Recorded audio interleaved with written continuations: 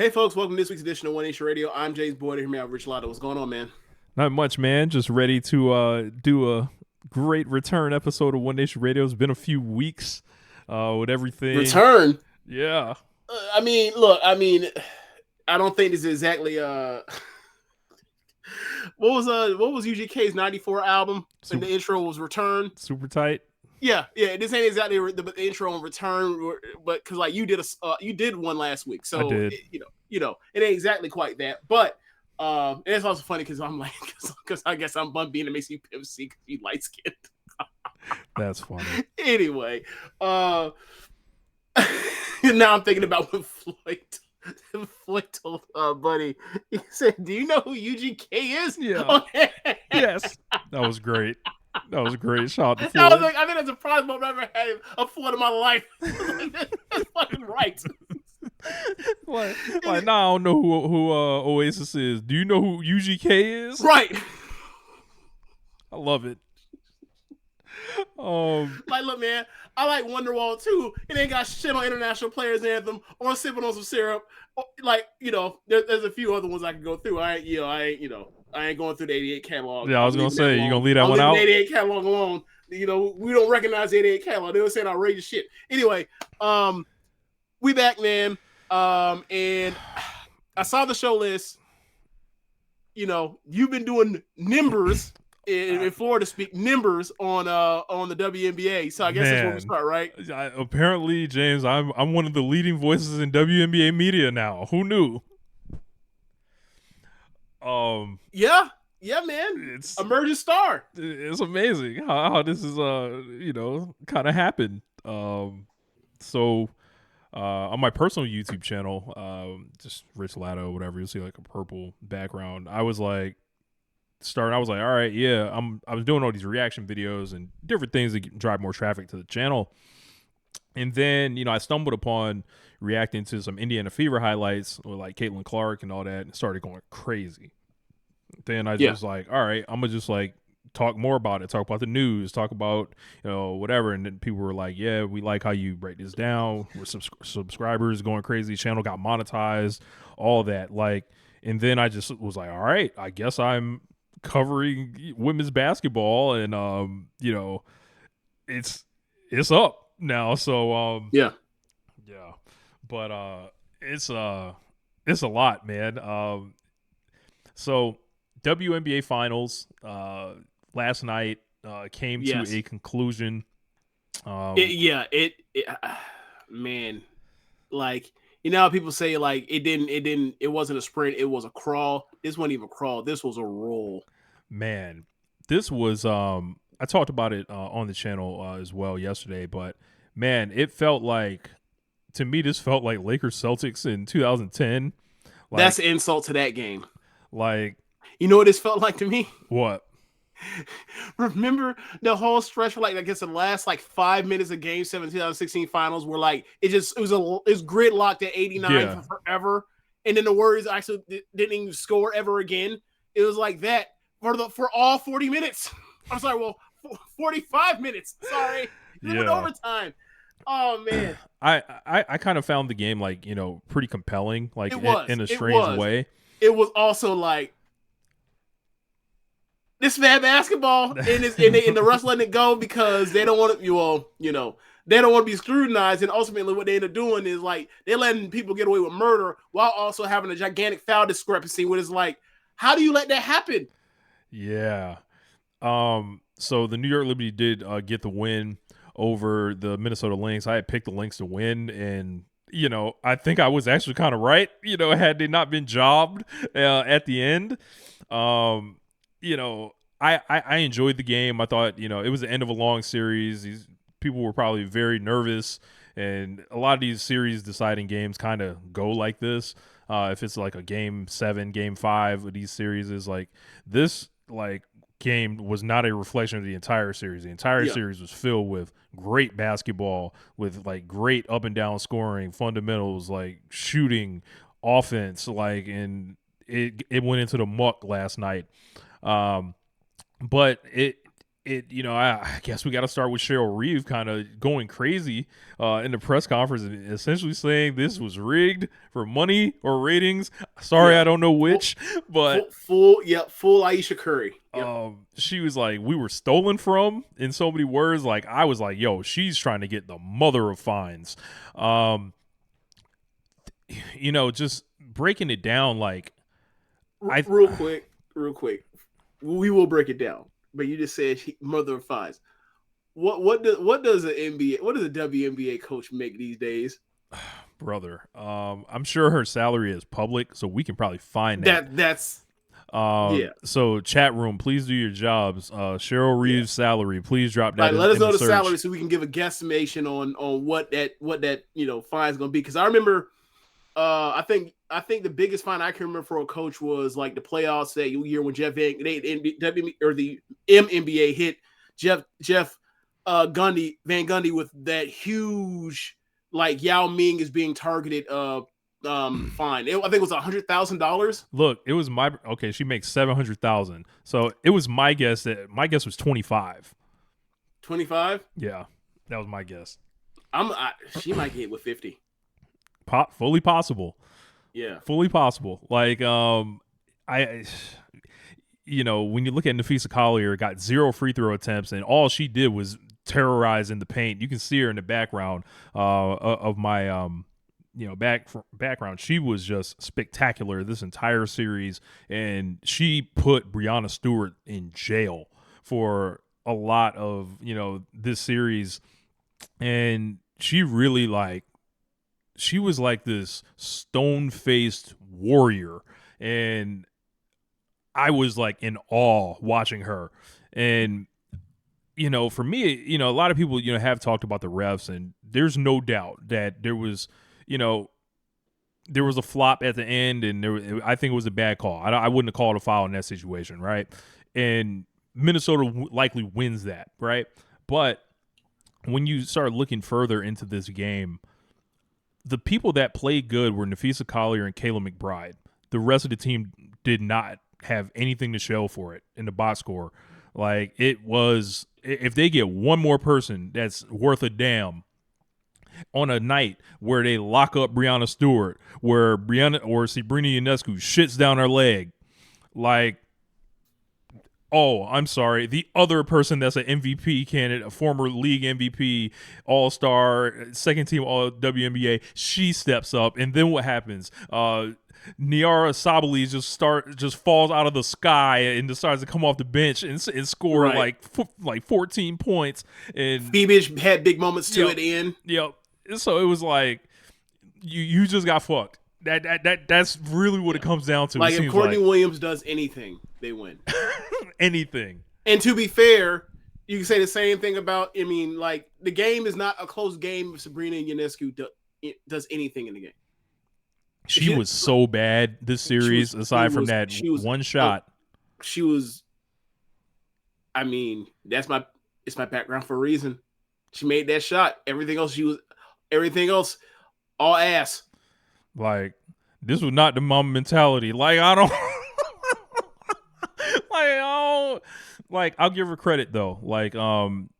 For Game 7, because it takes a lot to go out there and go 1-19 and basically just not quit, essentially, and sulk and everything like that. She stayed competitive. I think she still had 8 rebounds or 8 assists, 7 and 8, essentially on those. During the Sabali run, she actually did. She, offensively, she was finding her nice pocket passes to get Sabali the ball. Yeah. Yeah. So Breanna Stewart, I was thoroughly unimpressed with her throughout the series. Aside from I think maybe one game, and it was that game 2. Game 2, right? Game 3. I thought game 2 is when she had the 21 points. Game 3, she had 30.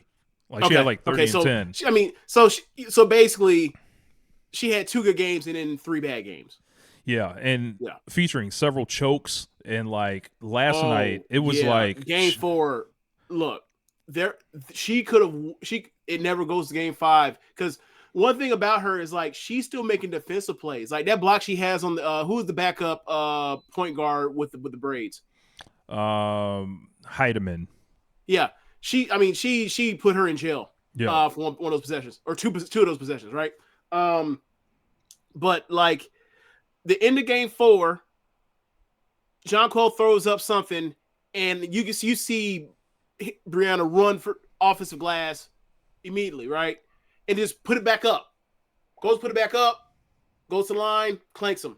I was like, even the stuff where it's like she ain't giving up on effort. It's just not going. It just ain't going. Not happening. Like, and that was the crazy thing about watching the Liberty win this is like they're 2 all NBA or all WNBA players completely melted down. Or two, like two I think of they were their 5 3. or 34, something like that. Yeah, 2 of their 3. Yeah, they were like 5 of 34. I forgot Jonquel. I'm sorry. Yeah. Well, yeah. They're 2 Olympians. Sorry, that's a better way to put it. Yeah. So it was just, man. And when she missed those free throws again, like she had multiple free throw free throws. Yep. Multiple free throw line meltdowns in the series, and then like game 1 happened. Yep. She actually got a second chance to redeem herself, and then like I was relieved for her because it's like you don't ever want nobody to like wear no shit like that because that's like that could shake you the rest of your career, like failing in that moment or whatever. But I saw this and I felt like the Lynx were so outgunned kind of it just talent wise, like they were a really hard trying team that maxed out essentially, like, and I feel like this is really one that got away for them. Like if you lay it on paper, New York Liberty have been the best team in the league all year. They probably should have won 9 times out of 10. They'll probably win this series, but this was the 10th time where it was like they played them well and they got them. Like, and then the refs took it away.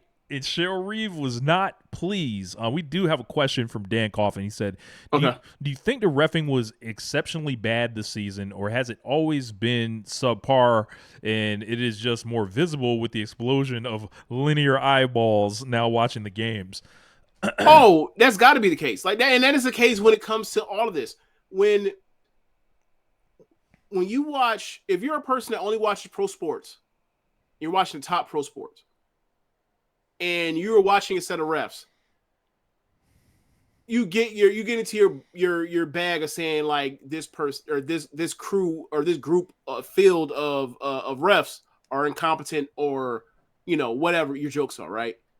But it's always without fail, the lower you go as far as the level of whatever the play is, it's also the case with the refs. So like you can watch the NFL all weekend and be like, these refs are incompetent. And then you can watch Saturday night between Georgia and Texas when they had that fiasco where they call a terrible pass interference call, lined it up to reflect that they moved the chains to reflect that it was new down and distance to reflect the first down given for defensive defensive pass interference. Then had Texas fans throw bottles on the field, didn't call them for a penalty. They were probably afraid they were going to get, the old school, mugging that refs used to get back in the early 1900s. And then all of a sudden, next thing you know, they say they reviewed it and they changed their mind. How do you review and they change your mind when you set the the first down again? How did that happen? Oh, you're lying? Oh, yeah. So yeah, it's always the lower you go, it gets worse. And like, I mean, the SEC ain't even the worst set of officials in college football. You got the Pac-12 and the ACC still. So yeah, they don't. It's always gets worse. It's how it is. It's how it is. You got to deal with that. College basketball reffing is so much worse than NBA reffing. So much worse. There were games like I don't know if you remember the Fever and Sun game 2. Like Caitlin was getting clobbered to no calls. Like taken out the air. They were landing under her when she was shooting threes to no calls. Like this has been a constantly complained about thing from people. Yes, it's a big point of frustration even for someone that's been watching men's pro ball, and then you dropped into having to adjust. Part was like, oh, they treat this shit like it's the NBA in the 90s. Like they ain't calling shit. Get your ass up. Yeah, all that. Like so 2 people can hit the deck and they'll let that shit slide. Yeah. And if that happened in the NBA, and when that happens in the NBA, you hear the crowd just let out that like what the hell's happening? like a tragedy has ensued. So yeah, it's totally different. But I want to talk about Nafisa Collier again. Like, there's an argument that she could have been the Finals MVP. That's my argument. It just don't tend to work that way. But yeah, we have to do the thing where like Jerry West will be the only person that will ever be the loser on the Finals MVP. He was like, she's the best player in the series. Knock it off. Yeah, she was. Man. It was like for all the stuff of Jonquel Jones, her numbers being similar. Like Nafisa Collier was an absolute menace defensively, and Jones is a great defender too. But there were times where she was getting picked on left in switches or whatever else by like McBride or even Collier. Like there was a possession where I pointed out to you where it's like they ended with Jonquel on Collier, and it was like, all right, well then have Collier set the screen for McBride because. You know, like when they went really big with Sabally and Brianna and Jones, like McBride was doing whatever she wanted to Sabally defensively for a stretch. So it was like, all right, now have Nafisa go set the screen and try to get a switch. So you have a mismatch somewhere in foot speed, and instead they brought two people into it, and like somehow.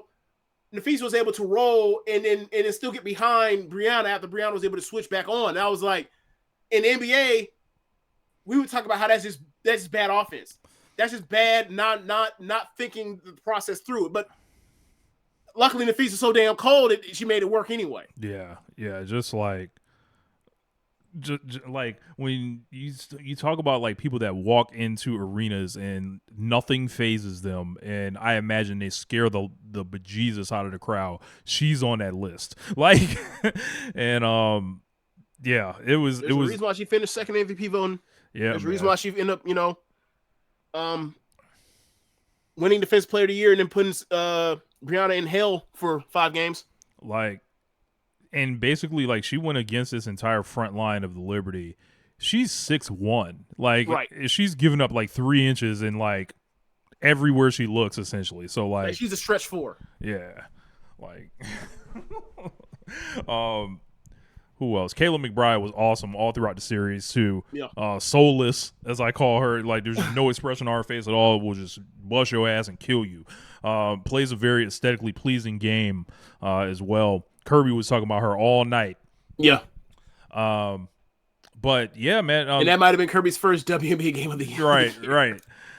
In its entirety. But yeah, man, like, for what it means for Liberty got their first franchise, championship ever. Won it at home. And, I couldn't imagine that many of these things bothered you, like as far as the reffing, the stars shitting the bed. You're just happy, to win the title and all that. But they have been the best team all year. They've owned the league, and they kind of have set the blueprint in, I don't know, maybe like 4 years or whatever to take them from where they came to where they are now. Like it kind of started with the drafting of Betnijah Laney Hamilton and Sabrina Ionescu, and then from there, like the new ownership changed. They got them out of Westchester, brought them to Brooklyn facilities, and then started, signing, putting money into the team. So it's going to be interesting to see if other ownership groups follow up. It's also going to be interesting in light of the collective bargaining agreement, the players opting out, and they have 1 year now to negotiate a new one. Next season is not in jeopardy. That will play as normal. But after that, they got to figure something out. But there are so many factors other than, hey, the players should just make more money, because that's where I normally land. But it's like, I think so much is like tied up in this, where it's almost like, I would love to give you more money, but where is it coming from? Like, I mean, I think it's just the idea of the same that happened in the NBA, where like they had to lock out in, they had to. It wasn't a lockout. It was it was a lockout. It wasn't player strike. It was a lockout in 2012. And then all of a sudden that got done, and then next thing you know, there's new TV deals, and they exploded the money, and then this next batch is going to explode the money again. and like they just got their new TV deal, which is an explosion of income.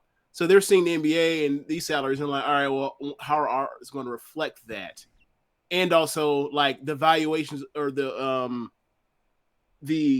value of these teams now. These teams have had to have jumped in value and also given expansion rights that also should influx cash. So like, and they're seeing all the they have a reason attendance. We want to, you know, and tickets and attendance going up because of this rookie class. Headlined by Caitlin Clark. So like, yeah, I see why they're like, hey man, like something ain't right. We need to look at these books for real. So and also nice bit of business by them by like, yeah, we're gonna start this other league on the side. We see it coming. So like our you know, our most powerful players in this union or whatever else, they'll have their income supplement, so they can, you know, they won't be out here ready to just bend over, let you know, labor kill them. So yeah. Like there's a lot of different factors going into it. They're including like other investors like Pau Gasol, Baron Davis, Claire Wu Tsai, a couple other people on that list. I believe JML actually sent me a list. There was like, they did an investment of like $75 million. The NBA is putting their portion in as well. And then it's like the players didn't get what's left of that, assuming like on the comeback essentially. But it's almost like you got to pay the investors off first. So it could get really messy. I'm still learning about it, but same. Yeah, like so like I can't like tell you, but like I did not like the players dropping that, essentially a rollout, because we know how public perception works on this stuff, and they're probably going to think about them anyway. The whole nation is a group full of workers, but yet they hate you know, working factions. It's labor. It's the most ridiculous thing. Except for, you know, police. That's it. Yeah. Except for police. Yeah, because like I saw that and I was just like, I don't know if this is the tone. Like, because I feel like if you're the WNBA, you want to try to like rally the public on your side as much as possible, because you are a league that has struggled with popularity, with likability, and I guess they figure like they ain't never gonna love us anyway. So yeah, there's a big part of that is like they're not gonna like this black lesbian league. They're just not. So we got to push forward and do what's right for us anyway. Yeah. So that's the only other side of it. But also known as motherfuckers never loved us. Yes. You know, if you're Caitlin Clark, man, you have came into this league and like now a lockout might be on the other side of this, and it's all like it's always based on your value essentially. Man, it's a lot of it's tied to her value, and I was saying this to you earlier, like she gonna have to be at the forefront of this shit, otherwise they gonna look at her in that locker or in them locker rooms and that whole sorority like this motherfucker's Hogan. Like we was ready to do something or whatever else, and she lamed out. Like she gonna have to get her ass to the front. Yeah. She's gonna have to, otherwise it's gonna be a rough social life in that league. I'm trying to remember. Also, she need to do it because you're like, hey, I need to get this money. I want my cut. Yeah. So they are trying to recruit her to Unrivaled now. I don't know how that's going to go, but supposedly they're going to put the full court press on her to get her in that.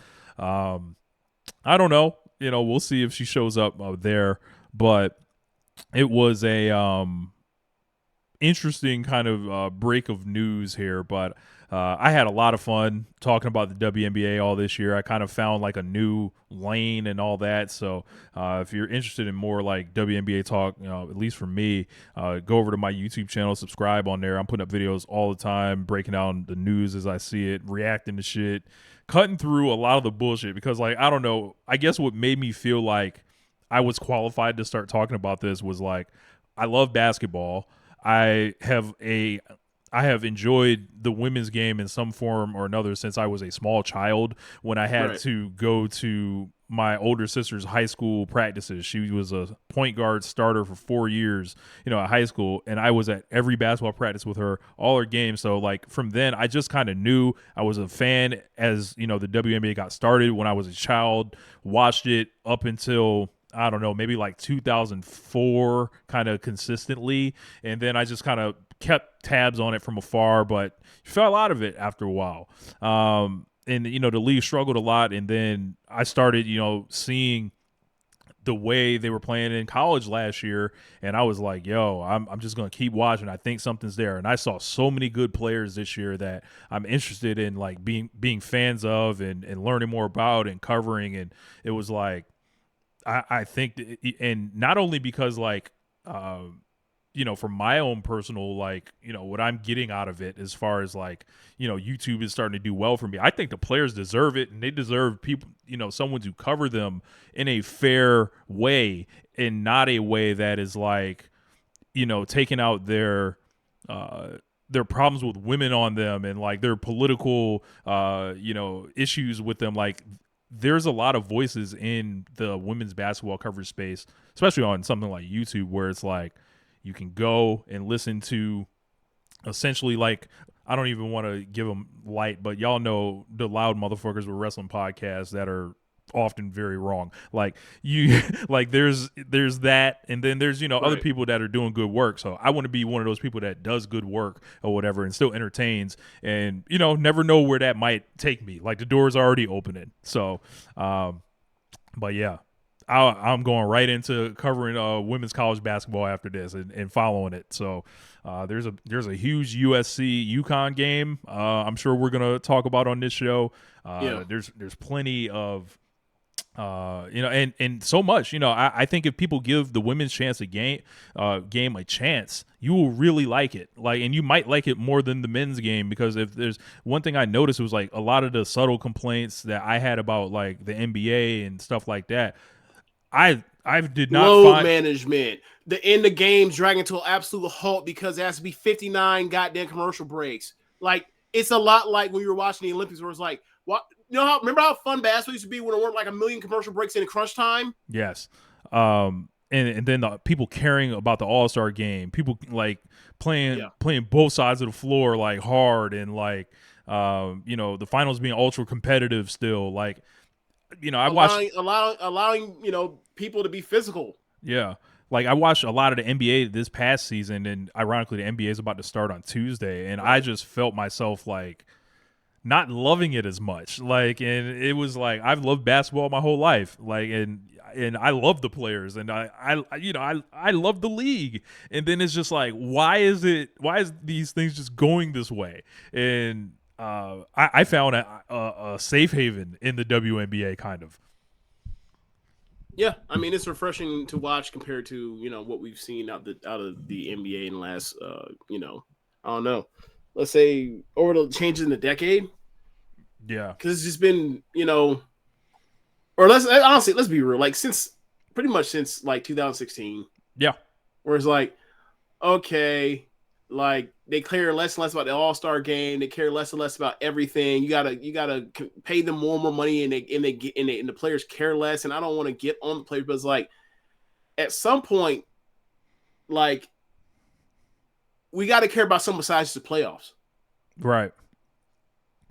And it's like, once you get to your second deal now, like once you get past like year 4, like, guys kind of just like, whatever. Like, the effort, it just seems like the effort is not there on a night-to-night basis. Like, where it's like, you could, like I watched LeBron James more than any other basketball player I've ever seen.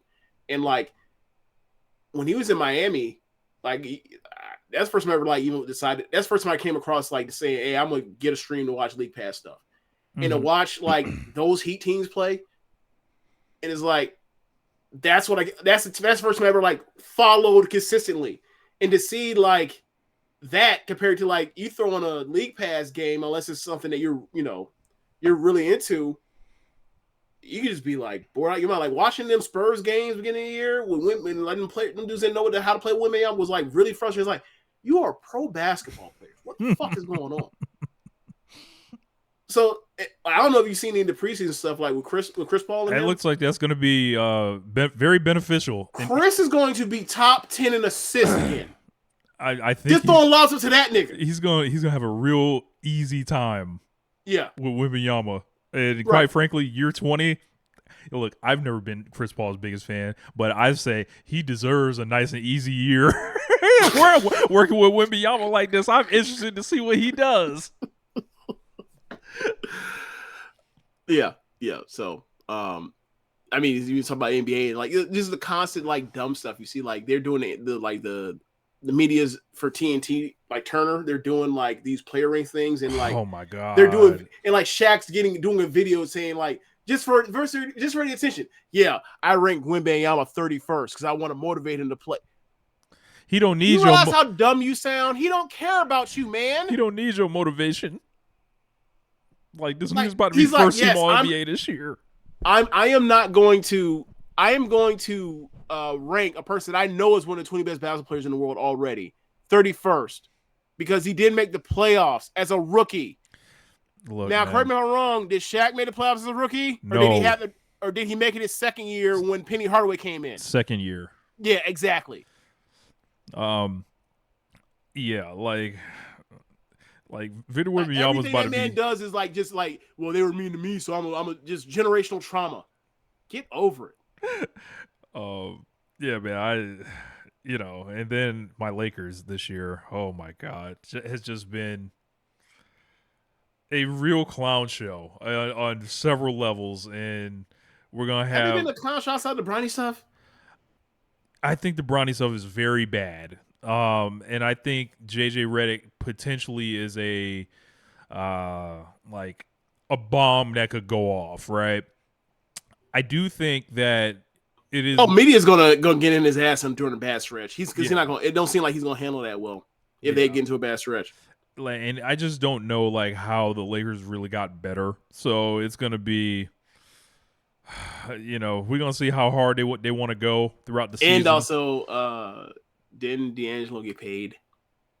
I don't know if he got paid per se, but at least you got Quincy Oliveri. Yeah, we might not even have him because we got Bronny. So, I am interested in seeing what Dalton Connect does. Yeah. I think he could be interesting. But go ahead and say your joke. Go ahead and say the joke you've been telling me over the week. He told me over the weekend about Connect. Shit. It was like him and Austin Reeves, they carrying it on, Oh, I was gonna say like, Clutch finna trade him in trade packages. I was like he better be careful though. That man playing a little too good. When you start playing a little too good when you on a team with a Clutch Sports roster, your ass might be on the trading block, especially if you not signed the Clutch. So you think LeBron's gonna catch that man in a dark room with Rich Paul and he'd be like, hey, you want to get down or lay down? Are you signed the Clutch or no? We can get you traded right now. Huh? Is Austin Reed signed the Clutch? I do not believe he is, but his agent, remember, we were like, how did his agent should be fired because of the awful deal they got him? Yeah, that's right. They gave him a hometown discount. I was like, why? He should have been out there playing with Wembanyama. That's what should have happened last year. He is represented by Aaron Riley of AMR Agency. Okay. I don't even know what that is, but it's not CAA, it's not Clutch. So right. That's another thing about it is do you see the thing with DiVincenzo? Yeah, barking at the Knicks sideline. Barking at the Knicks sideline, barking at Tibbs already. It's a preseason game. Hey, I like it. I love it. The thing that's funny for me is kind of like, people that are Kobe Lakers fans or whatever else, like they bemoan like the Clutch thing or whatever else. Is like, I do. Look, do you not realize what happened in New York with Leon Rose and Jalen Brunson's dad? Like CAA took over the Knicks. Oh, I know that. No, I'm not talking about you. You know that. I'm talking about like the general Kobe don't like LeBron being the Laker tenure thing. Those people, they're like, this is an abomination. This is just Clutch Sports grip having his grips onto. And I'm like, look around. Like CAA got the Knicks, and then Rock Nation was trying to Rock get Nation the Nets. had the Nets before. Right. So it's like this is happening. Bro, I remember when like Clutch Sports did it better than the other two. Bro, I remember when we started talking about that, I was like, these is teams inside the teams. Like, they are wearing jerseys underneath the jerseys. Like, remember how Michael Jordan used to wear the North Carolina shorts underneath the Bulls shorts? That's what the fuck is going on here. I was like, people just look at it as the Lakers. No, it's not just the Lakers. Right, that's why I want my team back. We're gonna try and get Kevin Durant. Oh, they're not coming here. I guess we just got to draft. I guess we got to trade for your son or sign him in free agency then. Oh, it worked out. Okay, let's try to put him with his other 3 NBA teammates that he played college ball with. Oh, we got a chance to get an actual all NBA player. Get one of them out there. Oh, there's a problem. The team might be fractured because the guys that played college ball wanted to play together. It's like, what is happening? We gonna get the real story on all that shit. That team's gonna be good too. I honestly think I think they have a more than a puncher chance to win the East. They're right there. Like, they're the second best team in the East to me. Like, they have so much, like, aside from like Jalen Brunson, who is a bigger man than most people think. Like, he just seems short for whatever reason, but it might be because he's left-handed.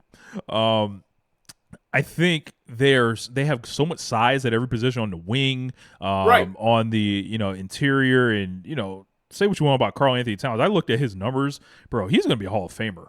Like, and if he ever wins, probably it's gonna be like, I think there's like a good chance they can cause some problems, but if they don't nick it up, they can cause some problems.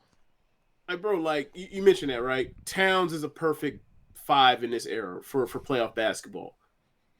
Then you're out there with they can throw OG Anunoby at OG Anunoby, Josh Hart, and the strongest man alive at 6'4", Josh Hart.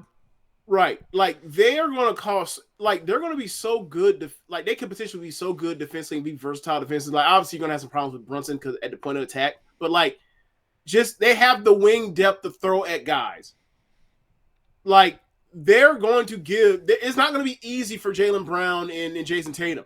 It's going to be interesting if we get a Bucks-Knicks series. Ooh, I want to see that because it's going to be like, all right, all right, Dame.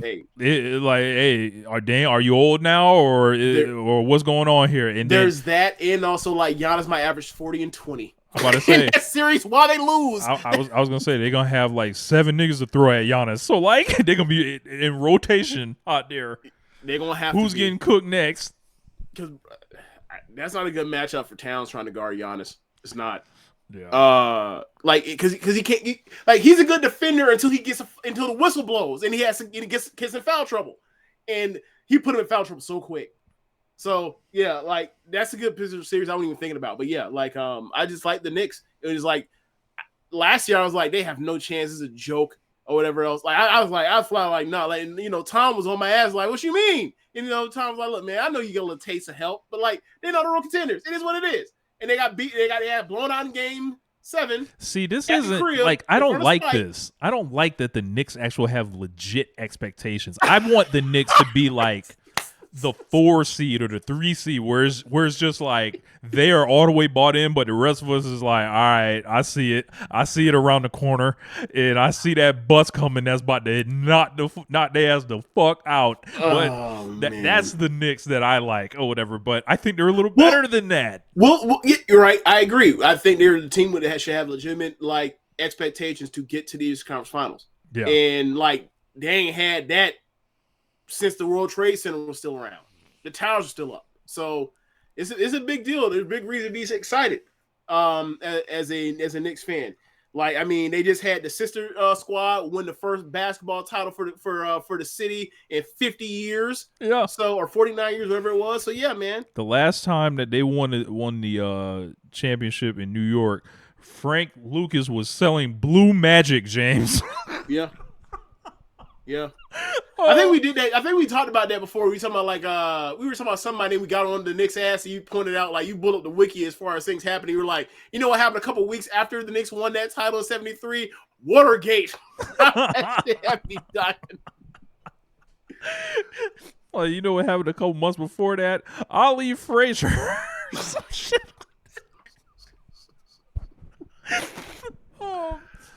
But yeah, man. I was on the show alone last week, talked about a lot of stuff. But I thought they were pertinent topics to kind of let James drop in his thoughts on. We've got basically the retirement of Hiroshi Tanahashi was announced. We also had the Triple H situation at WWE Bad Blood, and the fallout from Wrestle Dream. So wherever you want to take it, it's on you. Okay, I'm gonna go in chronological order. So I'm gonna go to because Bad Blood was first, right? I think so. All right, so Bad Blood. Look, man, the opener was the best match on that show, easily. I don't know what I think you gave it 4 stars, right? Yeah. I gave it 4.5. I love that fucking match. I was, after breaking my foot off and CM Punk's ass after that SummerSlam match, that got clipped up. I was like, okay, this is the match. This is so much better than what they did before. They're even doing the part where even the character say, hey, we're having Drew McIntyre introduce the friendship bracelet shit, right? And CM Punk just gonna say, I'm throwing that shit down your throat and kicking your teeth out. Awesome. Love the match. I'm not going to pretend like that SummerSlam match didn't happen. It damn sure happened, but I think that they course corrected and they end up getting a positive blow off on that. Also, for a person that was talking about real glass and all that kind of shit, he split Drew McIntyre's shit. Yes. Was it 16 staples, 14 staples, something like that? Bro, they bust to the white meat. Yeah. Also, when I saw that picture of Drew McIntyre's forehead with them staples, I was like, hey, man, take your time off. The safe business. No, I'm saying, take your time off while you go to Turkey, because I don't think people realize he's about a year or 2 away from people realize he's getting thin up there. So you need to go handle that now. You go handle that before everyone ever talk about a fall off. It's I'm going ahead and, ahead of time. Yeah. But yeah, after that, man, that show was ass. That show was horrible. Yeah. That show was horrible. And how dare they show up there? It's 30 minutes away from me and do that show. How dare they? That's right. That was the Atlanta show. So I guess I ain't got much else to say about the rest of the show matches. The main event, that was slow. A slow Samoan main event tag match. You seen one, you seen them all. Even down to the someone's gonna run interference. Someone's gonna come out. They're gonna have a random Samoan show up and then do a move. You know exactly who the fuck it is or whatever else before it even happens. They turn around from the camera. That happened. I'll give them this. I did like the Damian Priest in Finn Balor match. I did like that. But everything else after that main event stunk. You got that. Biggest topic of discussion after that show, in the general speak of that I saw going around was the press conference with Triple H. How Triple H, given that they were in Atlanta, it's Metro booming. They're showing rappers left and right. They got Naomi and Jade and Bianca being the host for no other reason than hey, there ain't no black people wrestling. Just saying, let's get them out there to not wrestle, but just get them on screen. It was just okay, there's clearly something going on. So Triple H, they asked him about that, rightfully so, and Triple H says, I don't look at color, I look at talent. And then it made me think, then a bunch of people had, of course, pointed out, hey, your top champion right now was the guy that was, when he was AEW, pointed out that, hey, I had a conversation with my black wife, and my black wife, when I said to her, I don't see color, said, if you don't see color, then you don't see me. Now, we're talking about Brandy Rose, who said this. Brandy Rose is exactly a revolutionary thinker on race relations in America. Neither is Cody Rhodes. So for everyone pointing that out. Now, and that's a great point. I'm leaving Brady and I'm leaving Cody. That was like the answer for dummies almost. Like she gave them like the get out of jail free card. Like Cody got tons of positive attention off of that. Yes. And it was like, all right. Right. Now keep in mind, it ain't like, look, I think one of our best, one of our most viewed segments is me breaking my foot off in Cody's ass for like 10 minutes going on a rant about that shit he did about post-racial Atlanta in AEW. Go to the YouTube stream for that, right? Now, putting Cody and Brandon aside, leaving him alone. Bad Triple H, him saying that he does not see color. I'm sorry, didn't you not use a bunch of Mexican wrestlers on WrestleMania and then proceeded to promote these on the LED, the Modelo Agua Frescas? I'm sorry. How do you know to match the Modelo Agua Frescas with the Mexicans if you don't see color? You only see talent. No one pointed this out. I had this in the back pocket for 3 weeks or 4 weeks, whenever the fuck this happened. And like, no one brought this up. I bought the Agua Frescas because of the WrestleMania scene. Rey Mysterio promoting the Agua Frescas. Clip that. So, you full of shit. We already knew you full of shit, but it's like you can't. That's easy to be like, hey, bro. And obviously, you can look at Rich's background. He got The Rock and he got Triple H dressed as the Croc in blackface to show that he clearly does see color. I mean, he can say maybe he changed his mind to go to a more neutral way of doing this.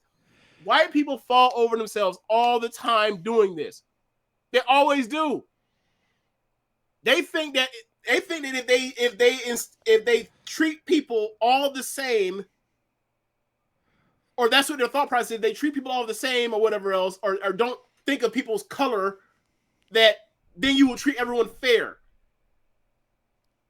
And I gotta say, you doing that like leaves out the context of the history of the country and the disadvantages that people are born into.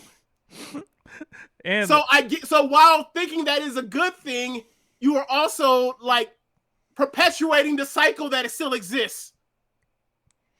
And it's like, I made the point last week where it was like, you have to see the differences in people, because either just his job as a booker, that means he can't recognize, special things about people. He can't recognize people's different qualities, like that may have something. Like, if you don't see color, it's like, all right, man, I see who y'all send to the Breakfast Club. I see y'all sending Big E there. Y'all didn't send Seth Rollins to the Breakfast Club. Like, y'all didn't send Cody Rhodes. Like, thank God they didn't do this. I'm sure. Y'all didn't send Walter.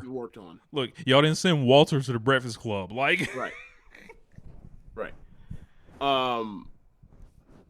You pointed this out. Like, they did a little jokey joke today on Raw where Carlito, like, in reference to seeing Io Sky and Kyrie, said, I need to learn, because of how hot they are, he needs to learn some Chinese. He was talking about, of course, 2 Japanese women. Like, you okay? How did they get through if you don't recognize any of this stuff? Right? Like, that is it's just bullshit. It's the easy way to not acknowledge like the differences in people. And if you acknowledge people's differences, you will be able to attract better. Like, if you acknowledge people's differences, you were able to acknowledge, hey, we got black wrestlers, we got Mexican wrestlers, we got Japanese wrestlers, we got wrestlers from Austria. Like, if you're able to make all of them stars, like, you could somehow be able, through representation, be able to attract a larger audience. I thought the point of this was to draw, right? Like, I don't think the Triple H guy that became a star in a career-long rivalry with The Rock thought that The Rock wasn't one of a kind because of, in part, his blackness. Hence the backdrop that you got Rich and him in blackface. So yeah, it was bullshit. So I mean, AEW, move on to AEW. Yeah, man. We talked about this leading, from All In all the way up to now. This Bryan Danielson having the AEW World Championship should have happened 2 years ago. Should have happened a year ago. At this point, that happened while the matches were great. It was clearly a top-down mandate that this guy will be the champion before he retires. And we will make it a championship retirement tour. And that was exactly what happened. And at the top of the company, aside from when aside from when the bell rang, it kind of lowered what was happening at the hottest parts of the company. Like, I don't mind Moxley being the champion again, outside the part where it's like, well, given what Swerve was doing, if this was always going to be the outcome, then why didn't you just have Swerve beat or have Moxley beat Swerve? That would have been more compelling. That's a fresher matchup. And you still have the Seattle thing. Yeah.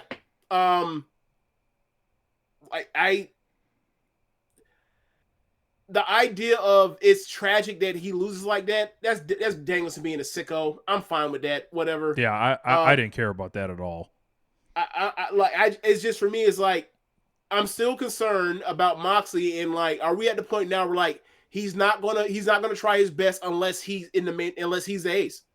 And if that's the case, is that a good thing for AEW in general? The time will tell on that, but like, this year is not like the other years in AEW for him. And this was the year where he was not the focus up until when he came back. So, we'll see where it goes. There's definitely some compelling stuff. There's definitely some long form stuff going on. But I think, like, right now, we're at a point where, like, aside from Ospreay, aside from, I guess, officially Swerve at this point, there are no top babyface that I buy as like this. They're going to rule or come, save the day.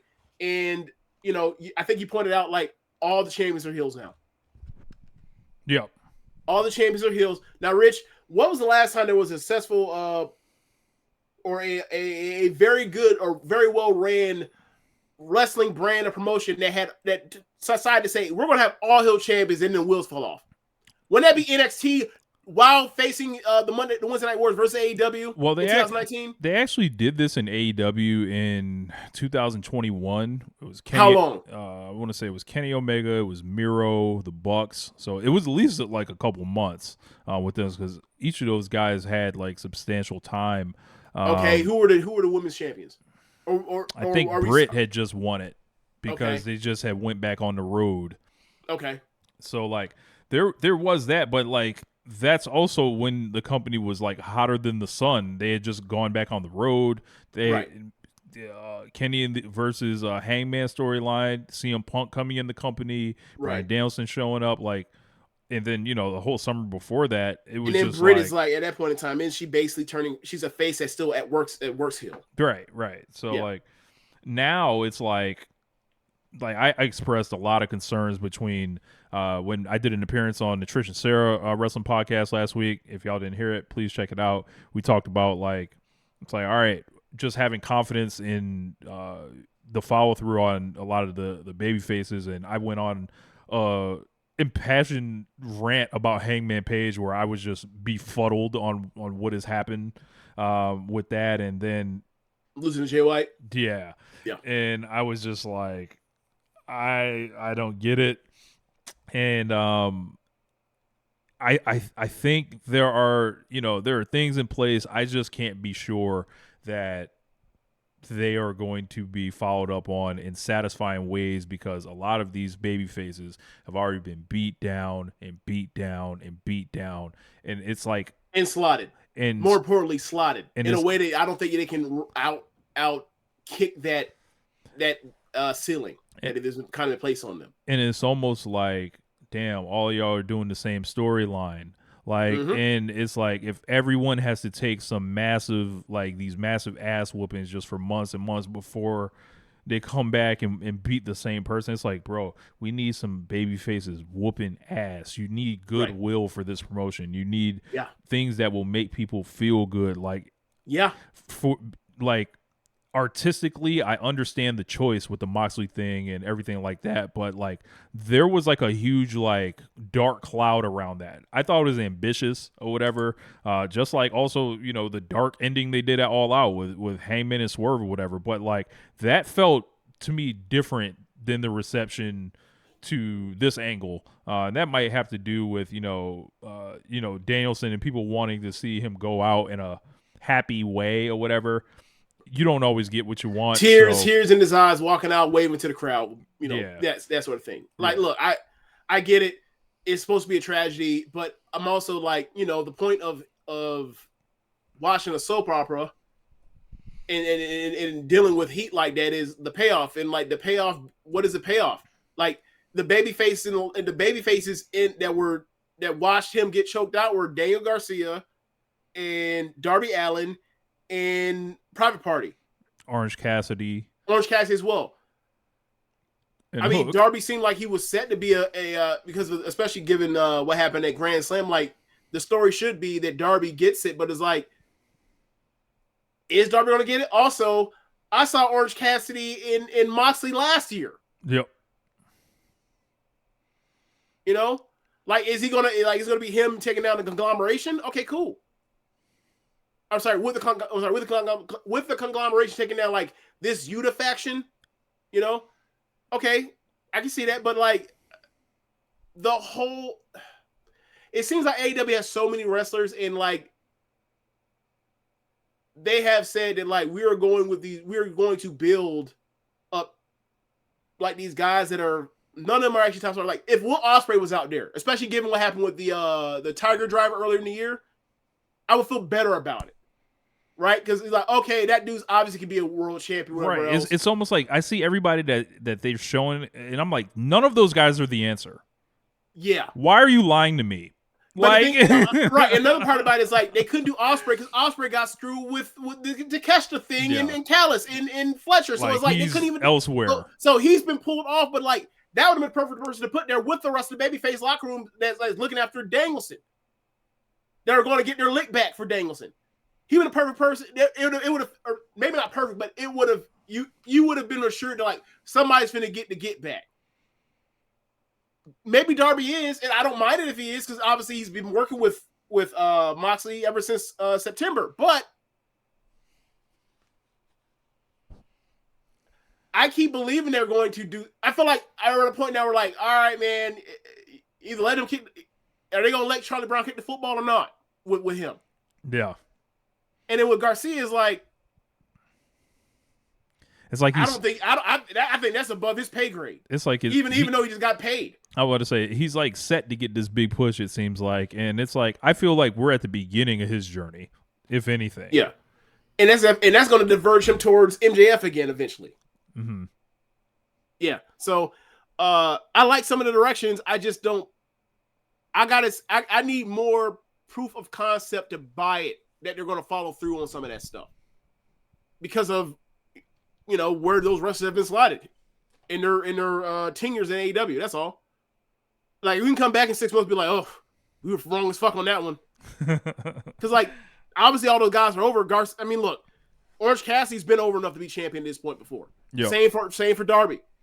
Garcia should have been TNT champion by now. Just ain't happened. Yep. Private Party could have gotten a tag title run by now. Just ain't happened. But when they go out there and they're doing the beat down, or they're doing the fight, the new improved BCC, and they got Action Andretti coming out here trying to do the fucking Ospreay thing, and then Moxley lays him out like a fucking geek with that big elbow. It's like, all right, that don't help. They're real. They're not. Also, you expect me to believe one of these niggas finna beat Claudio, Big Swiss? They will get it back Try and again. Big Swiss. All right, try again. Sure. The strongest man in the wrestling. Okay, sure. So yeah, that's kind of where I'm at. With like what I've missed so far over the last 2-3 weeks. Tanahashi.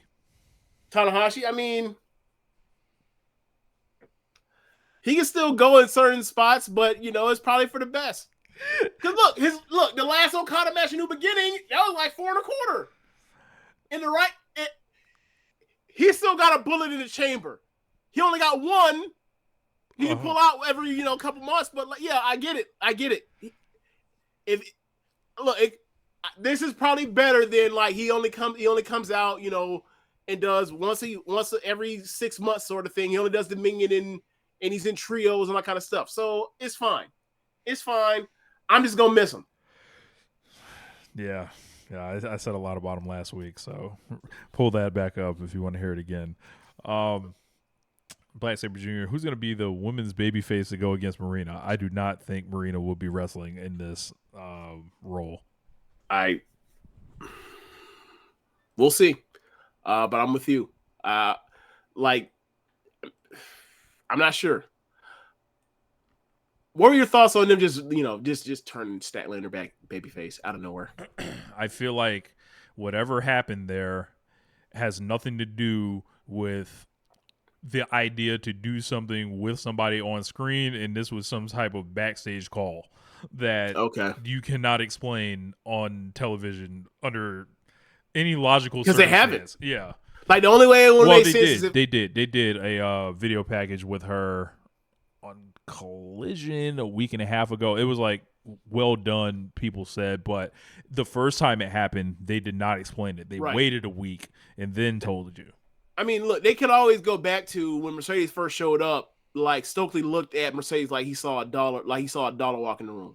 Mm-hmm. They can absolutely go back to that, but they only did that one time, and they never touched back on like he wants to be a star fucker. That never happened. They never followed up on that. Now, if they do it, we're like, they did that. Stokely was on Twitter doing a thing where like Statlander sent her an invoice like she was Drake invoicing Pusha T for Pusha T, punch him in his fucking throat. If they want to do that, and then all of a sudden, like, I'm managing, I'm helping. Look, Mercedes needs some help with some managing in some talking segments. So I wouldn't mind seeing Stokely do that. Camille not the answer. Camille is not the answer because Camille talks is a, she does less for the act than Mercedes by herself did. So did you happen to see Dynamite last week, James? No. I have not watched no wrestling in the last 3 weeks. So go ahead and spoil it. And I'm here for the ride. Go ahead. Let's do it. All right. Also, I want to give, for those that don't know, during Hurricane Helene, I was up with Rich in Atlanta. And Rich's anniversary dinner was the same day as the pay-per-view. And I told Rich, hey, man, I think the day before I said, Rich, hey, man, you want me out of here? And he was like, no, you can stay. And I was like, you sure? I ain't trying to cause no strife. I will probably pack my shit up and get the fuck out of here. He's like, no, you good. So they go to dinner and then come back. And like, I went to JJ's. JJ's is a fish spot from Chicago that's only in like Chicago and Atlanta. Food, great. It's great. Right? I come back and Rich is watching pay-per-view on his phone. And Rich, this is thinking about Rich, right? Rich knows I hate spoilers, but forgets that I hate spoilers. So Rich, I'm thinking like, all right, I ain't gonna watch it. I'm just gonna watch it tomorrow. Rich watches, she like, hey man, this shit happened. I'm like, I ain't gonna get mad at him. I can't get mad at him. He gonna keep me out. You keep me out. I gotta eat it. So that's why I haven't watched anything yet, because I'm just like, I gotta watch this pay-per-view before I get to anything else. So yeah, shout out to Rich. That's funny. But yeah.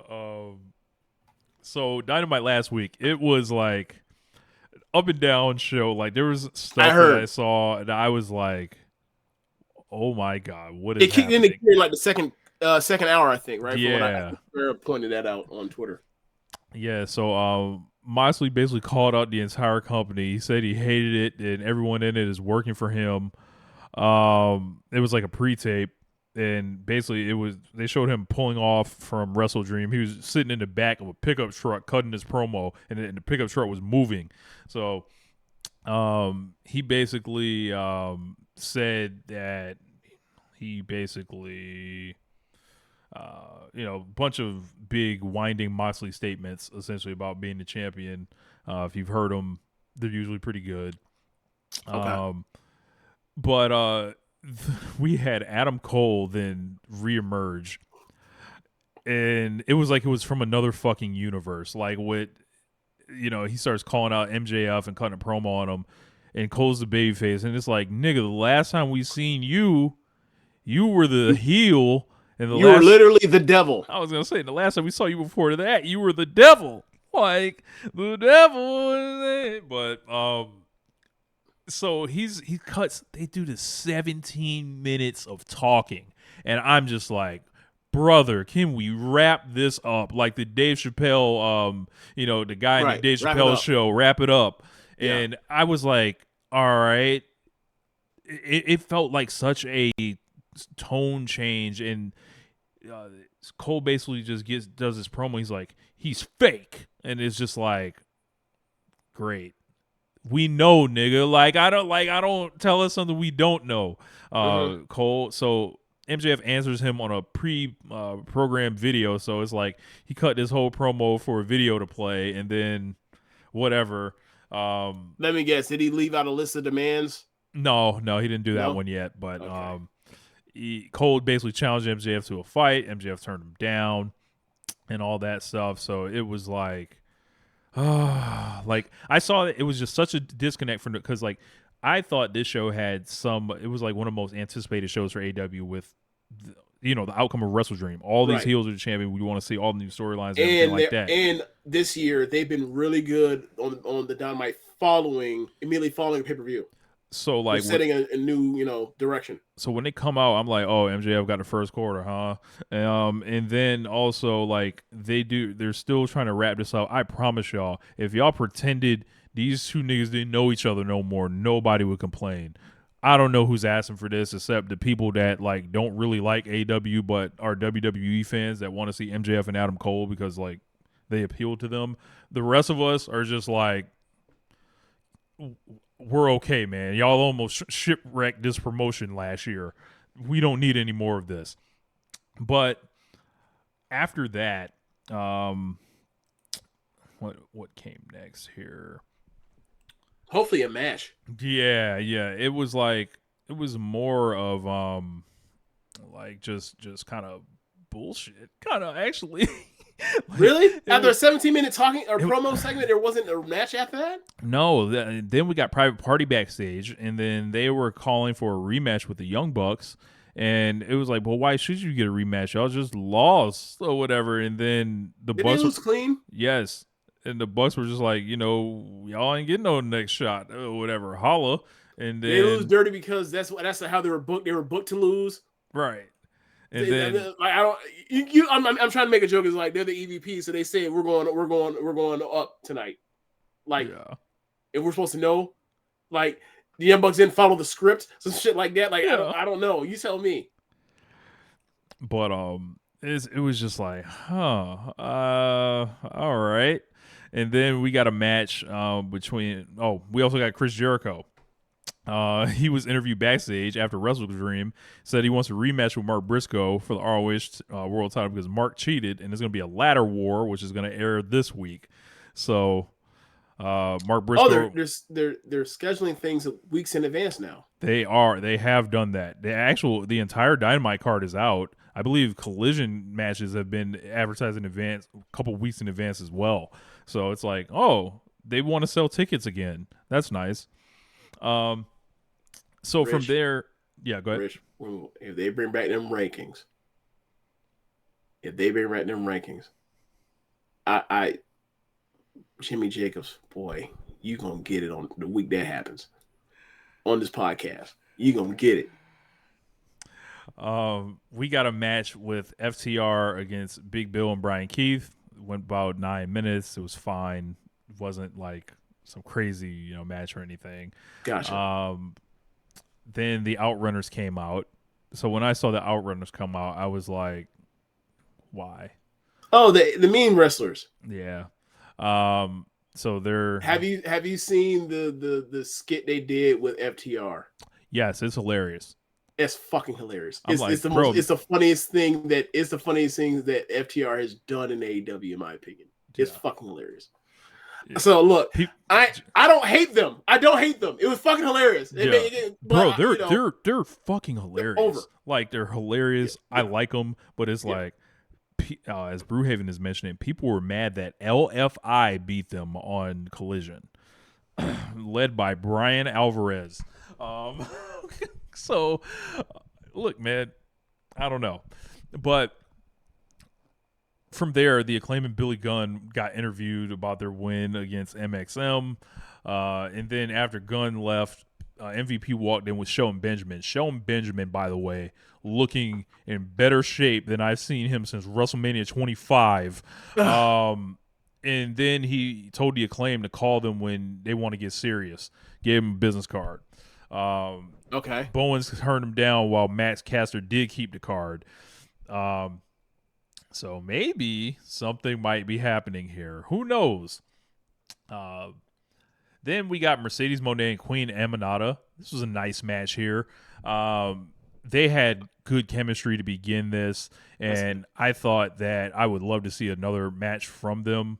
Same. And it was like, yeah, this is like, if you gonna wrestle Mercedes, this is how you do it. I was like, can Aminata break the non-Joshi curse with Mercedes? I thought she did.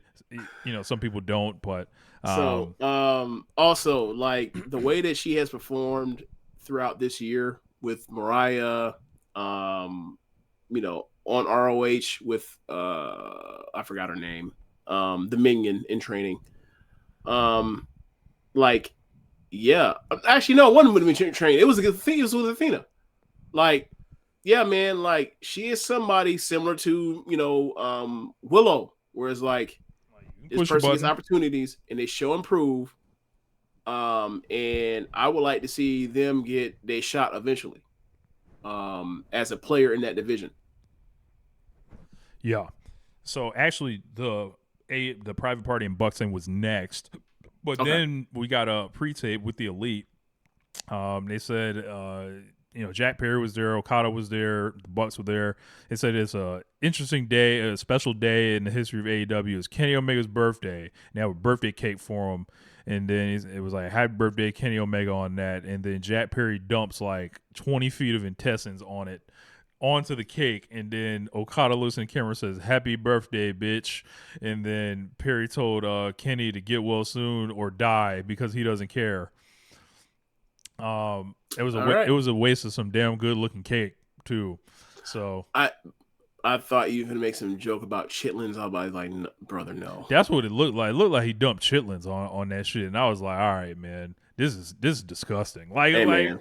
Like that shit must have stank too. I would like. I mean, they are stank. My question is, who told them where they could find that red box with the white top? I'm not sure what you mean.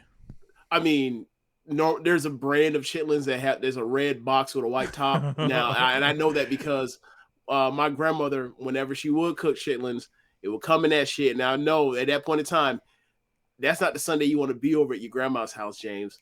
I have been fortunate in my life to never have to eat chitlins. So they're not bad, but the smell before they're prepared. I've always heard about that. And Rich, you might be shocked to know this. They smell like shit. After that, we got a conglomeration: Cassidy, O'Reilly, and Rocky Romero versus the Elite of the Bucks and Okada. And this thing was good for about 9 minutes until like DQ, because at this point, the John Moxley and the BCC interrupted the match, ran in and started wreaking havoc. This was like the top of the hour. So like I see this and I'm like, what the fuck, man? Like, and then I was just like, I was like, DQs. I was like, what the fuck? So this actually got kind of interesting. So like, basically they came out there and started whooping ass. Essentially, Pac has a briefcase that presumably has the belt in it. Claudio's out there, Moxley, Willer Yuta. I was gonna say, is that a wink at the crowd? I guess. They presumably got the belts in the bag. It's like, is that a wink at the crowd? Yeah. So Yuta and Shafir essentially clear out the ring. The Elite like get out the ring, and then they're standing like they're like, this ain't got shit to do with us. So they're standing. And there's also when Moxley first came back, which should have tipped people off when like he was going to face Danielson at All Out, and Moxley comes in and he's like, you know what? I always liked the kid in front of the Young Bucks, and it's like Moxley, BCC, and the Young Bucks, and the Elite, like they've had old school smoke in AEW for years, and like they're in the middle of terrorizing Danielson. That was your clue then. So yeah. So they had they basically like decided to kind of take a couple steps up the stage. Then like you get Top Flight running out. Action Andretti tried to run out. They got killed. The Dark Order came out there, got their ass whooped. Alex Reynolds got choked out by Marina. Yuta and Claudio, they hit Reynolds with the steel steps to the ribs. Moxley basically said, if you're involved with AEW, you're under attack. Then after that, more wrestlers came out essentially, and the Elite had like this look on their face, like, "Hey man, like what is all this?" Like they was like Okada. There's it's right there in the back of my joint right here. So it's the Bucks and Okada looking at the damage that the group was doing. Like, hey man, what the fuck's going on? Like, so, do you think they're gonna try to? Do you think they're gonna try to turn the Elite babyface off of this because like the BC they're too far gone? And they can't control them. There is something I want to talk about. Something else that happens first, and then like I'll answer that. Okay. So, they had to, their own takeover angle earlier this year that got kind of squished out for whatever reason. They've got this one now, so it does like make you question, like, all right, what does the Elite think about this? And I think they're going to draw that out, kind of.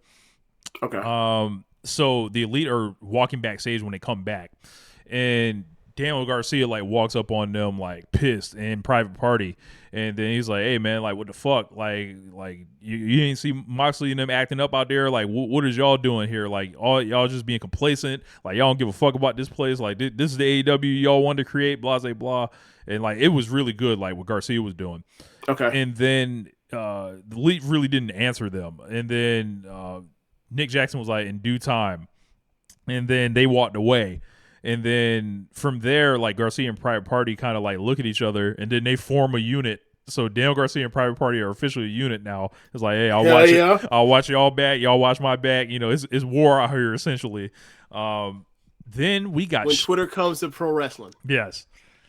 I mean, I seem to recall, a young tag team forming around like a great singles wrestler, and that shit, being quite beneficial at one time or another. But they got to give Garcia a do-rag. He got to put it on. A silky, Yo, they selling do-rags in 2K on My Player now for 12,000 VC. Yes, they selling do-rags. The monetization of video games is just... They want your gross virtual player to practice his waves, essentially. Yeah. Like, that's insane. I saw that and I was like, I can't believe this. So we got How much you spend? I didn't buy one. I was like, nah. It would have been hilarious to be like, yeah, man. I bought three of them.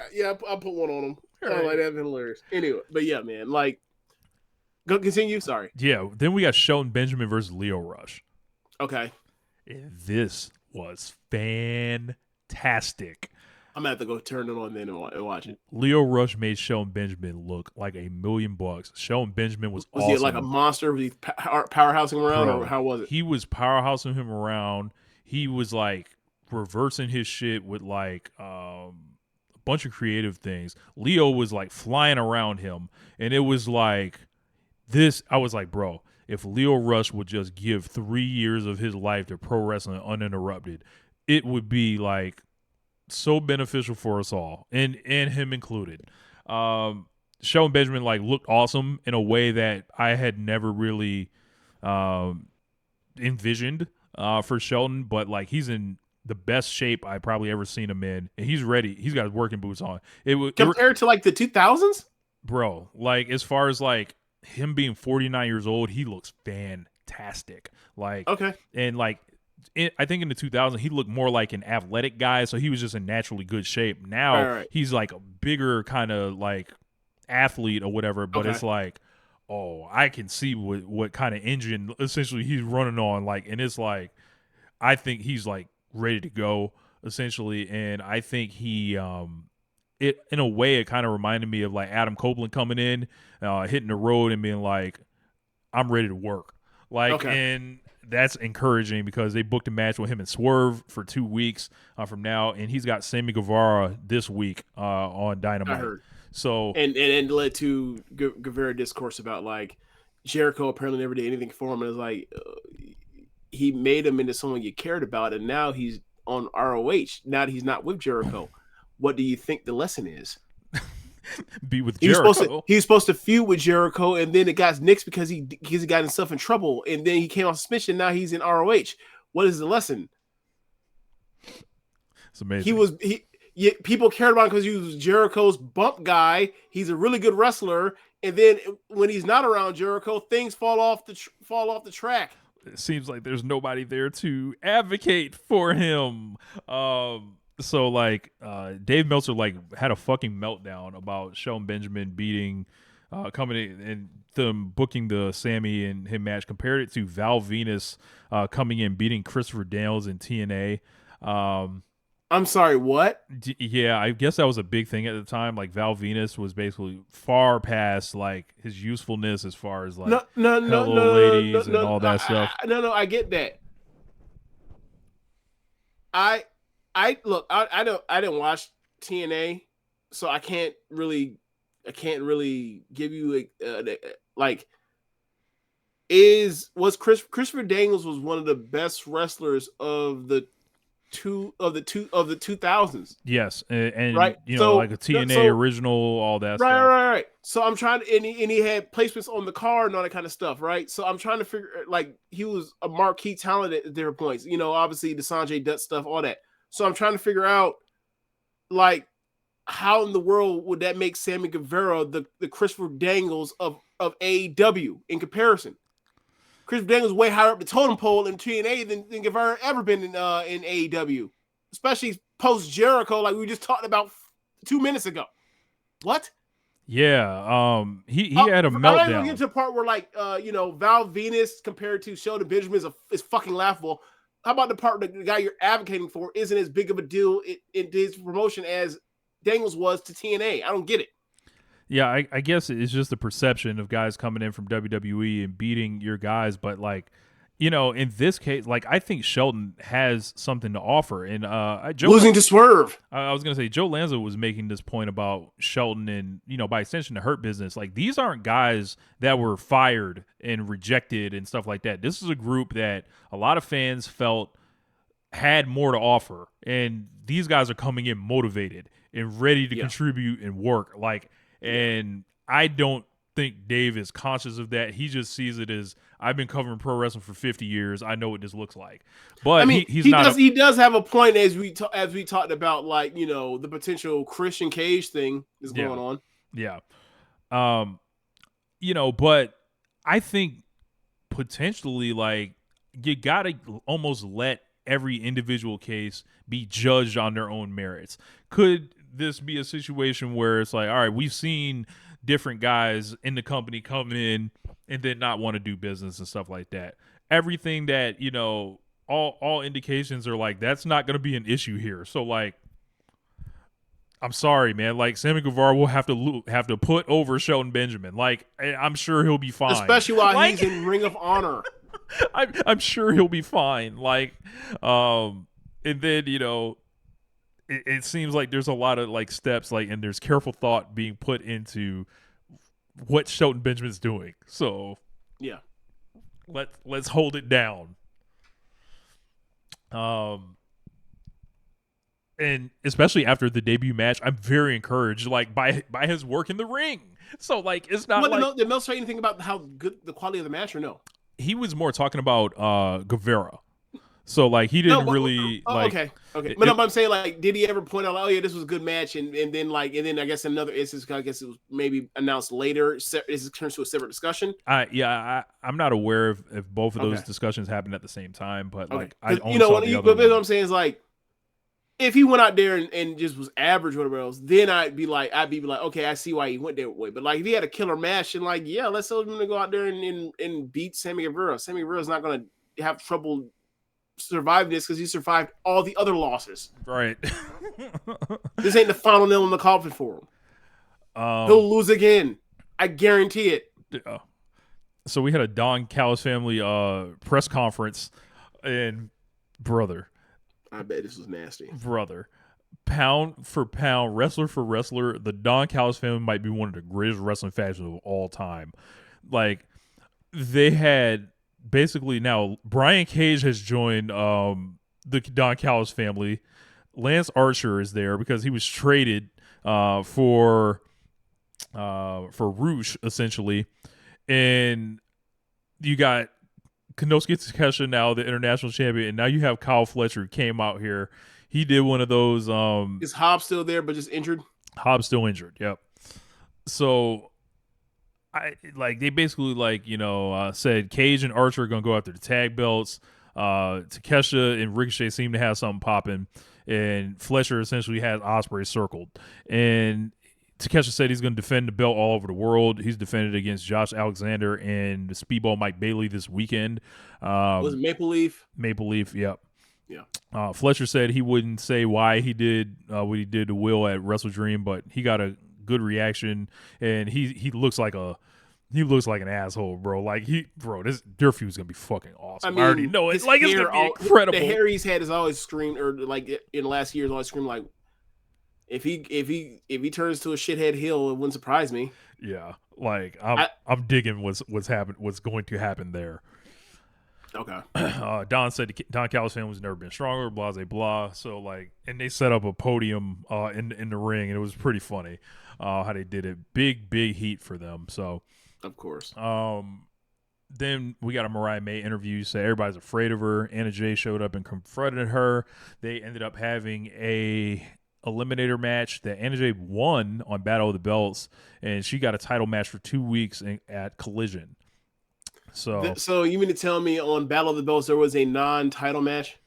Yes. You got it.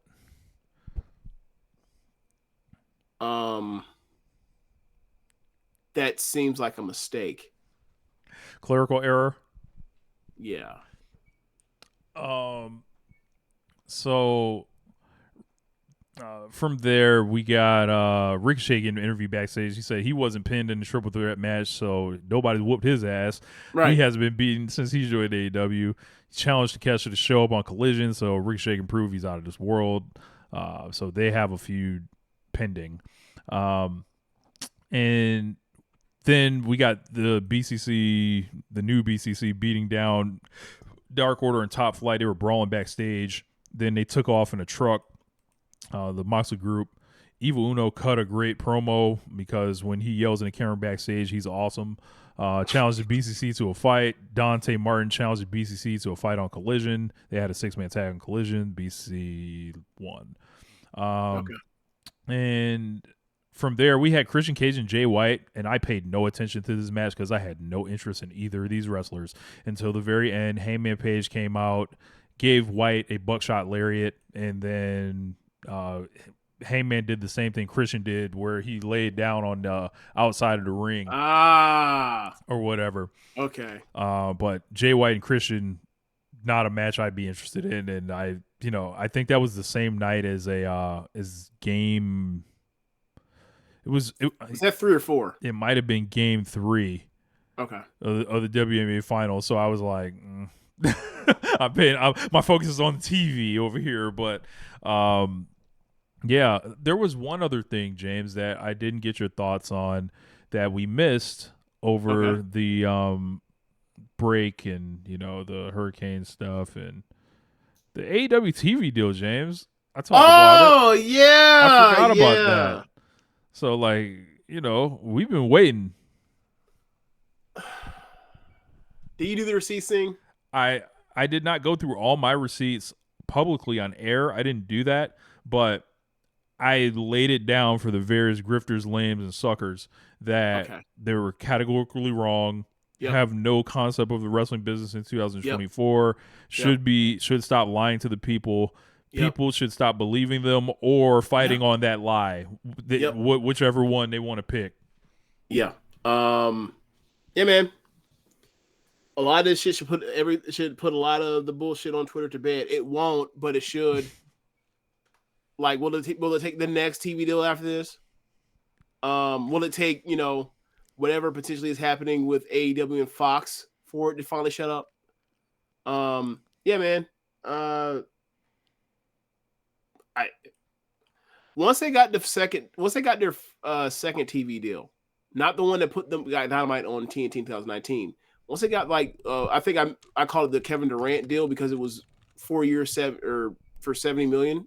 Or sorry, it was 4 years, 140. So basically, you're making like what Kevin Durant was making, right, as a max NBA player. It was like this is a great deal, and their next deal is going to be bigger than that. Well, it was multiple times bigger than that. Here we are. Yeah. Since we have Billy. Tony Khan is the second most successful wrestling promoter of all time.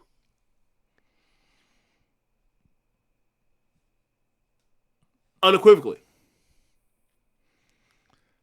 Not Baba, not Inoki, not Triple H. It's him. Not Sam Mushnick. Not what's his name? Not Bill Watts. Not Bill Watts. Not Eric Bischoff. Yeah, Not the Road Warriors. Yeah, right. Not Ric Flair. Yeah, not Eddie Graham. No. Not Ernie Ladd. Nope. Who else? Not Jim Cornette. Paul Bosch.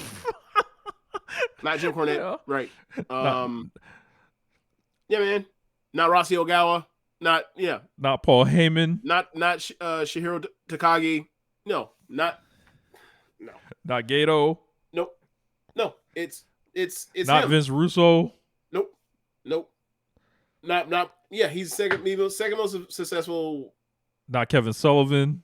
Right. He's the second most successful promoter in the history of this 100+ year carny biz. Not Jerry Jarrett. Nope. Not him either. Not Fritz Von Erich. Not Vern Gagne. I'm sorry. Nope. Not Otto Vance. Nope. Not Big Daddy. Not Stu Hart. Not either. Stu Hart. That was a good one. Not the Guerrero family. Nope. Not Motoko Baba. Nope. Not Paco Alonso. Not Paco Alonso. Nope. This man put out not Conan. Oh no, not. Trying to think who else. Man, look, we can continue this for another 2 minutes, right? But the point remains, right? Like, not Jess McMahon. Like, do we mention Inoki yet? Yes. Okay, just want to make sure I remember. Make sure we didn't do that. Yeah, man. Rest in peace. Not Kerry Silkin. Yeah. Yeah, man. Not Gabe Sapolsky. Oof. Yeah. Not Dave Kapoor. All right. So, look, man. It is what it is. They have put together some of the better pro wrestling, American pro wrestling television ever. Not Jim Crockett. Yeah. No. Yeah. Yep. No Jim Crockett Jr. No. So yeah, man. Like, it is what it is. This is where we are. And Roy Shire. Did we mention Roy Shire yet? We did not. Not Dusty Rhodes.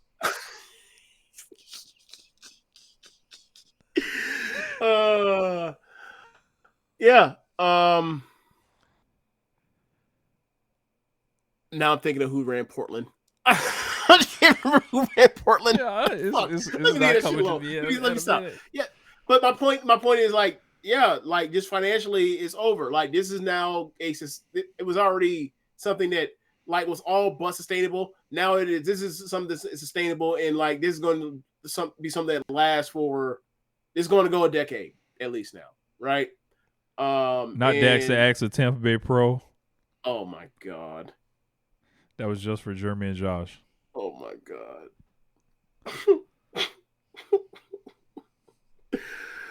So, not Court Bauer. No, I'm going for you. Not Jeremy Donovan. Running that GW. That's great. He'd be like, why did I catch a stray? Sorry, Jeremy. You don't deserve it, but you're on the list. You're on the list. You promoted. Not Brett Lauderdale. Did you mention Heyman yet? Yes. Okay, I had to say, how the hell did we not mention Heyman? Not Ty Gordon. Oh man. All right, so this is sustainable. This it's gonna bit be is around. amazing. It's gonna have it's gonna have a decade, and it's gonna have years to come after this, and like it's gonna continue to be around. And like this is for major American pro wrestling. This is the best thing that's happened to pro wrestling in over 20 years since the closing of WCW, and it's better because like now we're at a point now where like we got two major promotions and like they're generally competent at this point, right? Like I think a lot of people's claiming of like AEW and WWE not being as interesting in a way is because like it's less interesting because of like the discourse around it is not actually is more nitpicky than ever. Like we just talked about our directions of what we don't like as far as whatever else, but we absolutely can't say they don't have a clear table set. Right? We may not like it, but like that's us being nitpicky because we're nitpicky about pro wrestling. But as far as but they absolutely have laid the groundwork for whatever they're doing to do with BTC and that younger group of baby faces. We were just talking about what we would have preferred more because we're miserable, or I'll say I'm miserable. But WWE like going forward with Cody doing the bloodline thing, clearly setting up for whatever's happening with Rock. What's going on with AEW? Like these. Like I think the general talk around pro wrestling is less interesting because like we don't have any crash course shit going on or crash TV going on like we did 5 years ago, 6 years ago. Where it's like, oh my god, this man had John Moxley come out had Dean Ambrose come out to the ring, and after Roman Reigns just told us that he's going away to go handle his blood cancer, he just broke up the Shield again.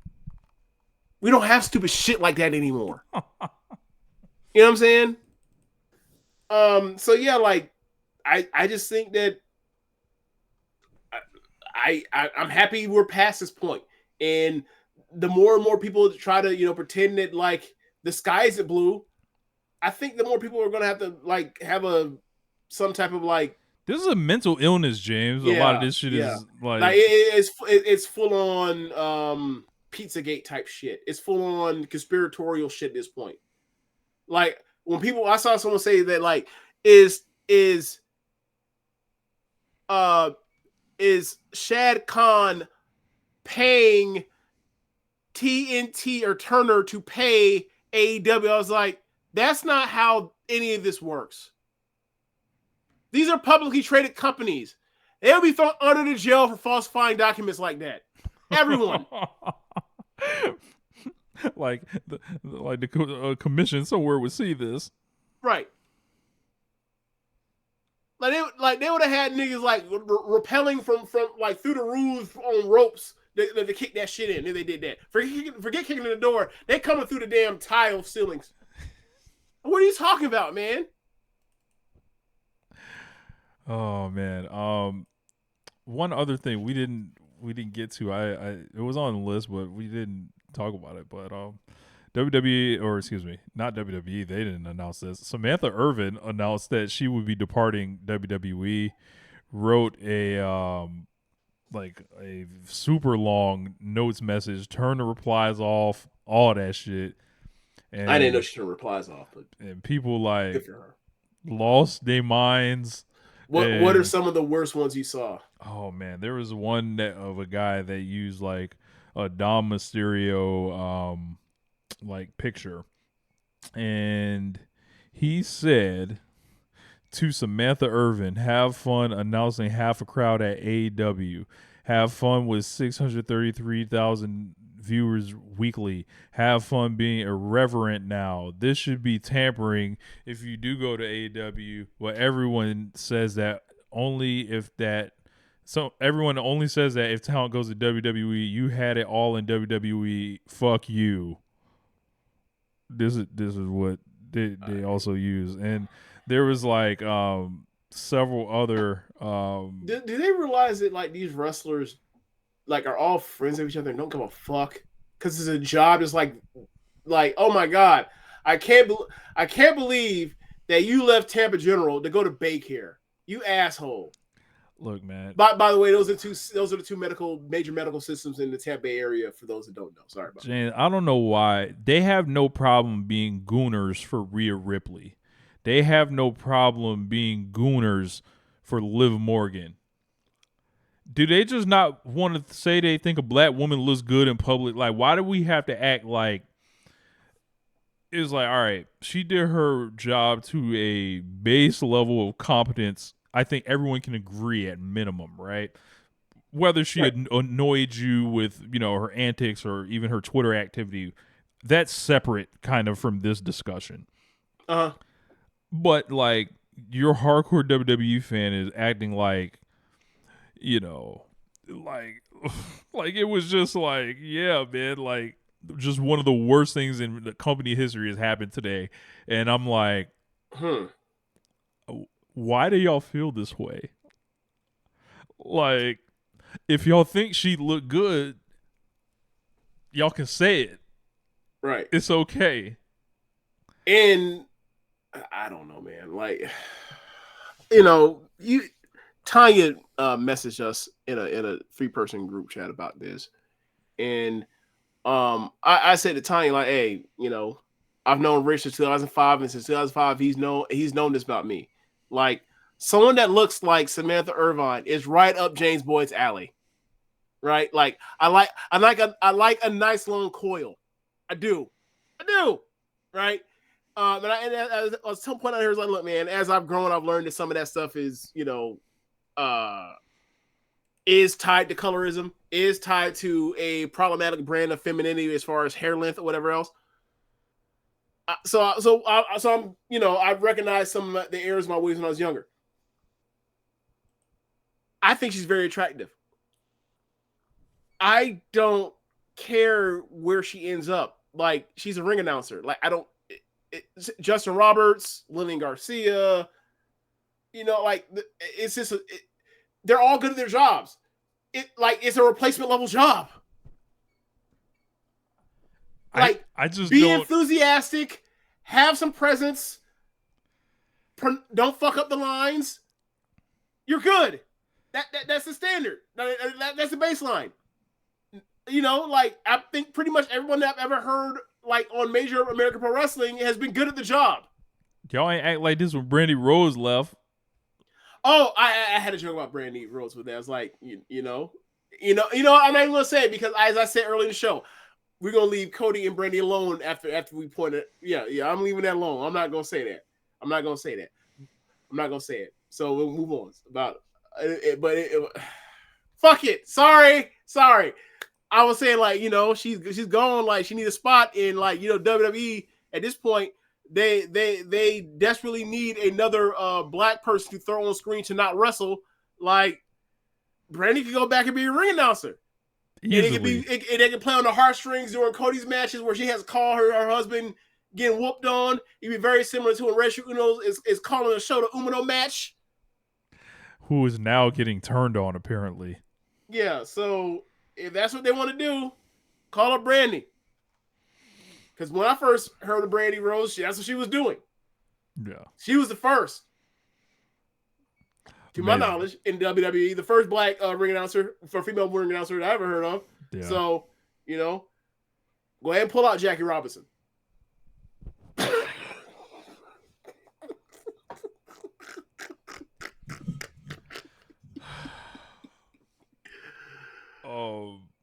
Yeah, I don't think we topping that. I ought to really say, after we did this, imagine how funny this show would have been had we done this on Sunday and I wasn't back on the diet.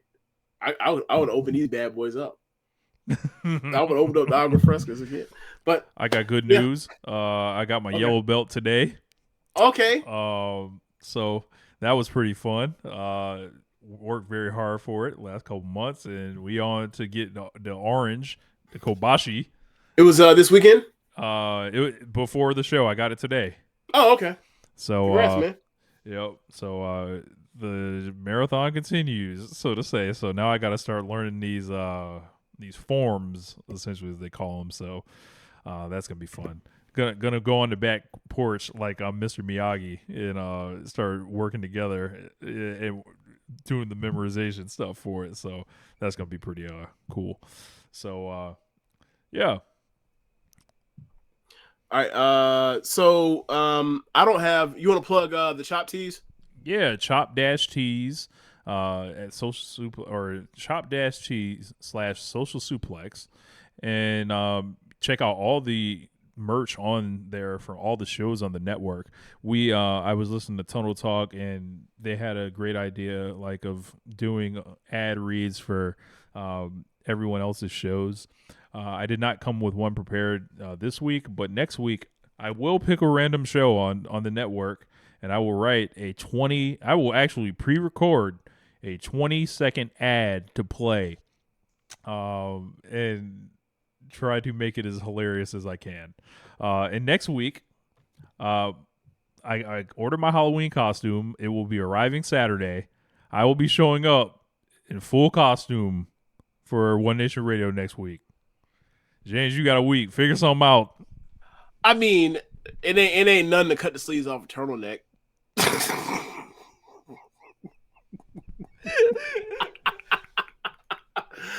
Oh man, I think it's funny because I've never dressed up for Halloween for any of these Halloween episodes. I'm like, Rich is, no, that wasn't during the show. But we never did a Halloween episode when you were still working at Publix. But like, remember when you went to Publix that one day dressed as Prince? And I could tell you was Prince, but because I'm like, are you a pirate? No, I was a pirate. Oh, okay, so other way around. See, we were a pirate, but I was like, is this nigga dressed as Prince? Yeah, I was a pirate, and this was like the service awards or whatever, and then it was like the theme was like, you're on a ship or whatever. That was like the theme of the joint, and then I just walked around and like messed with people for the day or whatever, and got to troll all day. I was like, this is a perfect job for me. So wow. But yeah, guess we can wrap this thing up. All right, thanks for listening, y'all. If you are watching from the stream, be sure to go to the show notes on the podcast, and you can go to our red circle link there and donate. And be sure to listen to other shows on the network besides One Nation Radio. You have Keepin It Strong Style, All Things Elite, Imps WWE Adventure, Russell R. Chris Things, Tunnel Talk, and the Trish and Sarah Wrestling Podcast. Why do I keep fucking this up? I'm literally reading the prompt, and I always mess up Trish and Sarah. Please forgive me, Trish and Sarah. Had a great discussion with them. Had a great time. And did you discuss how I fuck up the read for their podcast name every single week? I did not bring that one up. But they have more reason to be mad at me than Tunnel Talk. With Tunnel Talk, it'd be like, hey man, y'all are too damn horny. Y'all need to calm the fuck down.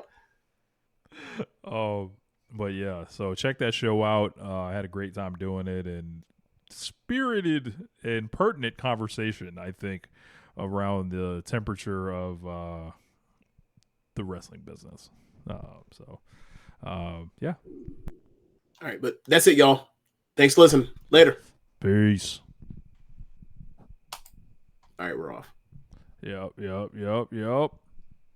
So I'm trying to think how this all lines up.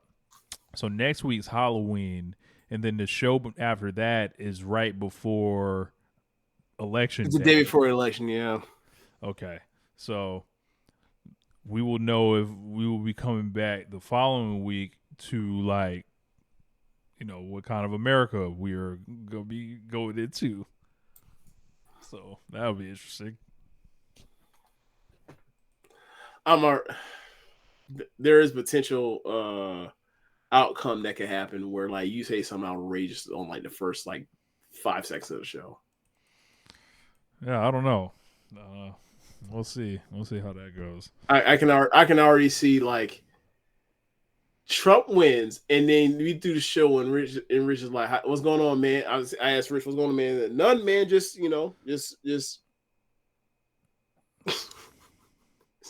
just mark my last few days as a free man. Yeah. Like James, what are you gonna do before they turn you into a slave again? I know you. Get ready for slavery. This shit is right up your alley. I know you. Yeah. So that's a good one. I might save that. Oh my god. It was like, you know, preparing, you know, lifting up and putting down heavy objects, you know. Oh shit.